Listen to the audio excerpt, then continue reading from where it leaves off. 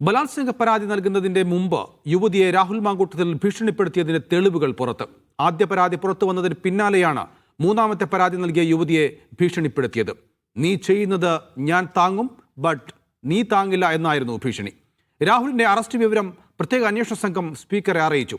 രാഹുലിന്റെ കസ്റ്റഡി അപേക്ഷയും ജാമ്യാപേക്ഷയും ഇന്ന് 3 മണിക്ക് കോടതി പരിഗണിക്കും. ആദ്യത്തെ ലൈംഗിക പീഡന പരാതി വന്നതിന് പിന്നാലെയായിരുന്നു വിദേശത്തായിരുന്ന 31 വയസ്സുകാരി രാഹുലുമായി ടെലിഗ്രാമിലൂടെ ചാറ്റ് ചെയ്തത്.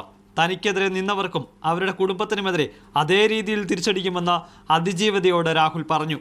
എല്ലാം കഴിഞ്ഞിട്ട് വാ, എന്നിട്ട് നീ നന്നായി ജീവിക്കണം, പേടിപ്പിക്കാൻ നോക്കണ്ട. കേസ് കൊടുത്താലും തനിക്ക് പ്രത്യേകിച്ചൊന്നും സംഭവിക്കാനുമില്ല. ഞാൻ മാത്രം മോശമാകുന്ന പരിപാടി നടക്കില്ല. നാട്ടിൽ വന്നാൽ കുറേ ആളുകളുമായി അതിജീവിതയുടെ വീട്ടിലേക്ക് വരുമെന്നും രാഹുലിന്റെ ഭീഷണി സന്ദേശത്തിലുണ്ട്. മറ്റുള്ളവരുടെ ജീവിതം തകർത്തിട്ട് സൂപ്പർ ഹീറോ ആവേണ്ടെന്ന് രാഹുലിന് യുവതി മറുപടി നൽകുന്നുണ്ട്. താഴാവുന്നതിൻ്റെ അത്രയും താഴ്ന്നു, ക്ഷമിക്കുന്നതിനും ഒരു പരിധിയുണ്ടെന്നും രാഹുലിനോട് യുവതി പറഞ്ഞു.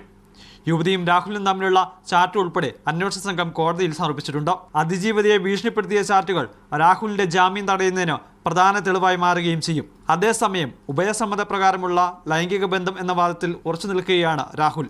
അതിജീവിതയുടെ രഹസ്യമൊഴി വീഡിയോ കോൺഫറൻസിംഗ് വഴി എടുക്കാനും അന്വേഷണ സംഘം നീക്കം ആരംഭിച്ചിട്ടുണ്ട്. ജയിലിലെത്തിയ കോൺഗ്രസ് പ്രവർത്തകരെ കാണാൻ രാഹുൽ വിസമ്മതിച്ചു. രാഹുലിനെ കൊട്ടാരക്കരയിലെ ജയിലിൽ നിന്ന് മാറ്റാനുള്ള ശ്രമവും നടക്കുന്നുണ്ട്. ജയിലിൽ നവീകരണ പ്രവർത്തികൾ നടക്കുന്നതിനാൽ രാഹുലിനെ കൊട്ടാരക്കര ജയിലിൽ നിർത്തുന്നതിൽ അസൗകര്യമുണ്ടെന്നാണ് ജയിൽ അധികൃതരുടെ നിലപാട്. ജയിൽ മാറ്റത്തിനായി അനുമതി തേടേണ്ടതില്ല എന്നാണ് രാഹുലിന്റെ തീരുമാനം. മീഡിയ 1 തിരുവനന്തപുരം.